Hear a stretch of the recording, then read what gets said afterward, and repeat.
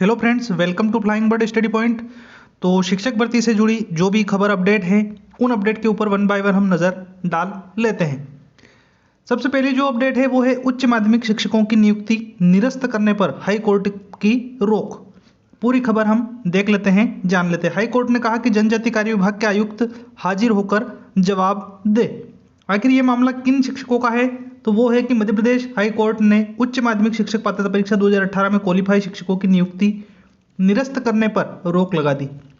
Justice Nandita Dubey की एकल पीठ ने जनजाति कार्य विभाग भोपाल के आयुक्त को 9 दिसंबर को व्यक्तिगत रूप से हाजिर होकर जवाब पेश करने के निर्देश दे दिए। कोर्ट ने महाअभियोक्ता कार्यालय को कमिश्नर की उपस्थिति सुनिश्चित कराने के निर्देश भी दिए हैं। सागर, सिवनी, बालाघाट, छिंदवाड़ा, इंदौर, ग्वालियर, अशोकनगर, झाबुआ, राजगढ़ समेत कई जिलों के शिक्षकों की ओर से हाईकोर्ट में याचिका दायर की गई। याचिकाकर्ताओं की ओर से अधिवक्ता विनायक प्रसाद शाह व रामेश्वर सिंह ठाकुर ने कोर्ट को बताया कि जनजाति कार्य विभाग आयुक्त ने सभी को 21 अक्टूबर 2022 को उच्च माध्यमिक शिक्षक के पद पर नियुक्ति दी थी।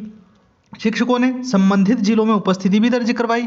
विभाग ने स्कूलों में पदस्थापना आदेश भी दे दिया। बताया गया कि सभी ने उच्च माध्यमिक शिक्षक पात्रता परीक्षा 2018 उत्तीर्ण की थी। इसके बाद उन्हें नियमित नियुक्ति दी गई। मामले पर सुनवाई के दौरान यह दलील दी गई कि जनजाति कार्य विभाग के आयुक्त ने 7 नवंबर को आदेश जारी कर अभ्यर्थियों को सुनवाई का मौका दिए बिना और कोई कारण बताए बिना ही नियुक्तियां निरस्त कर दी। तो इस मामले में जो है जनजाति कार्य विभाग के आयुक्त को 9 तारीख को जो है उपस्थित होकर जवाब देने की यहाँ पर कोर्ट ने बात करी है।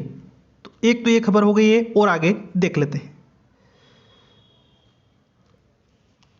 एक और जो अपडेट है वो सभी साथियों के लिए यहाँ पर महत्वपूर्ण अपडेट है, वो है शिक्षक भर्ती की तीसरी काउंसलिंग में बढ़ाएं पद। यानी कुल मिलाकर तीसरी काउंसलिंग हो और उसमें पद वृद्धि भी हमें देखने को मिले। इस प्रकार के प्रयास जो है बहुत सारे हमारे शिक्षक साथी हैं उनके द्वारा किए जा रहे हैं। यहाँ पर आप देख पा रहे हैं तीसरी काउंसलिंग में पद बढ़ाने की मांग यहाँ पर रखी गई है। भगवानपुरा के शिक्षकों ने सीएम को सौंपा ज्ञापन। आगे बात कर लेते हैं हम माध्यमिक शिक्षक भर्ती 2018 की तृतीय काउंसलिंग में पद वृद्धि को लेकर भगवानपुरा ब्लॉक के पात्र अभ्यर्थियों ने गुरुवार को मुख्यमंत्री शिवराज सिंह चौहान को ज्ञापन सौंपा। तो इस प्रकार के प्रयास आपको भी अपने जमीनी स्तर की एक टीम बनाकर करने पड़ेंगे। ज्ञापन की प्रक्रिया आपको जारी रखनी पड़ेगी।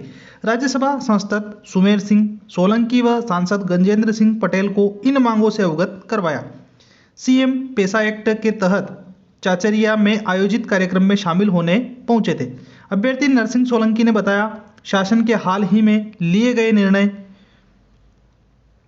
के अनुसार 5% से अधिक रिक्त पदों पर भर्ती करने की अनुमति विभाग को मिल चुकी है।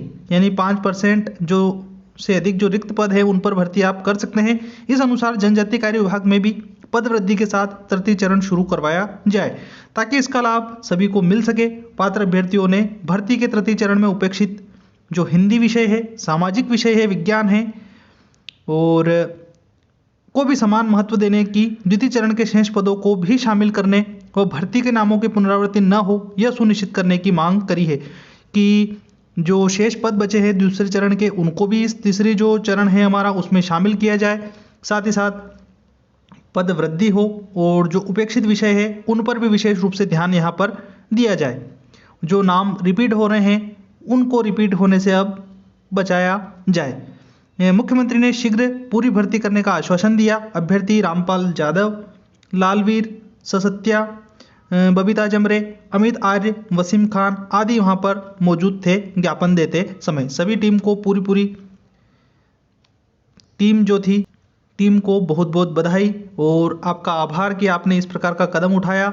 सभी साथियों से मैं यही यहाँ पर मांग करूँगा, अनुग्रह करूँगा कि आप भी जो है कहीं ना कहीं ज्ञापन के माध्यम से अपनी मांग जो वरिष्ठ अधिकारी है उन तक आप पहुँचाते रहे, रखते रहे ताकि बहुत जल्द जो है हमें तीसरी काउंसलिंग और तीसरी काउंसलिंग में पद वृद्धि देखने को मिल जाए। साथ ही साथ एक खबर और आप देख पा रहे हैं 2018 के बाद नियुक्त कर्मचारियों को 100% वेतन, पुरानी पेंशन की उठी मांग।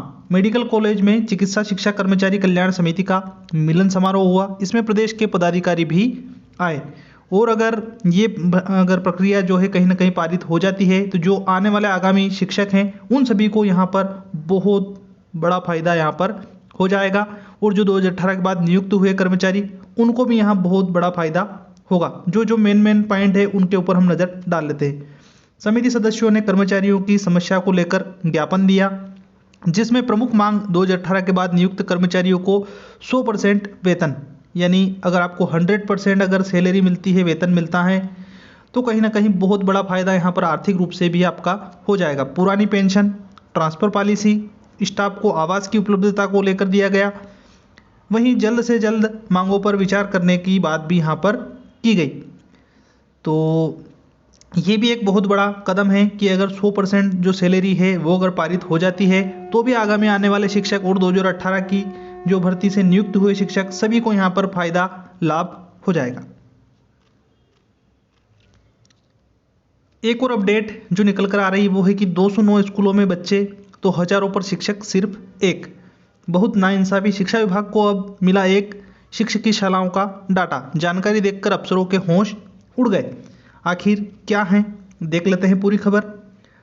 तबादला नीति की अंधाधुंध रफ्तार में 2 सैकड़ा से ज़्यादा स्कूल लापरवाही की भेंट चढ़ गए हैं। इन स्कूलों में कक्षाएं दर्जनों हैं और हजारों की संख्या में विद्यार्थी, लेकिन शिक्षक सिर्फ एक।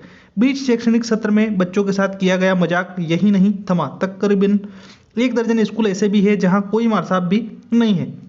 इस तरह के आंकड़े जुटाने के बाद अब शिक्षा विभाग के आला अधिकारी भारी टेंशन में हैं। शिक्षा विभाग में ट्रांसफर कोई नई बात नहीं है, लेकिन इस बार जिस अंदाज में शिक्षक इधर से उधर हुए वह अपने आप में अलग है। जानकारों का कहना है कि भोपाल के अधिकारियों ने जमीनी हकीकत जाने बगैर पोर्टल पर शिक्षकों की मौजूदगी और रिक्तियों के हिसाब से ट्रांसफर आर्डर जारी कर दिए। इसका नतीजा यह हुआ कि ग्रामीण क्षेत्र के कई स्कूलों में शिक्षकों की सेटअप ही गड़बड़ा गया। स्कूलों की अदला बदली का सिलसिला थमने के बाद अब जब जानकारी जुटाई गई तो जिले में 200 स्कूल ऐसे मिले जिनमें सिर्फ एक शिक्षक पर पूरी कक्षाओं की जिम्मेदारी है। इसके अलावा 9 शालाएं ऐसी भी निकल कर आई है जिनमें शिक्षक बचे ही नहीं है, मतलब एक भी शिक्षक वहां पर नहीं बचा है। देखिए, इसमें जो अधिकांश गलती होती है वो कहीं ना कहीं पोर्टल की होती है, और वो गलती कहाँ होती है यहाँ पर भी हम नज़र डाल लेते हैं। पोर्टल के आधार पर शिक्षकों ने जब आवेदन किया तो शहर के कई स्कूलों में शिक्षक की पोस्ट खाली दिखाई गई। इसके विपरीत वास्तविक स्थिति में संबंधित शालाओं में शिक्षकों की संख्या पर्याप्त रही।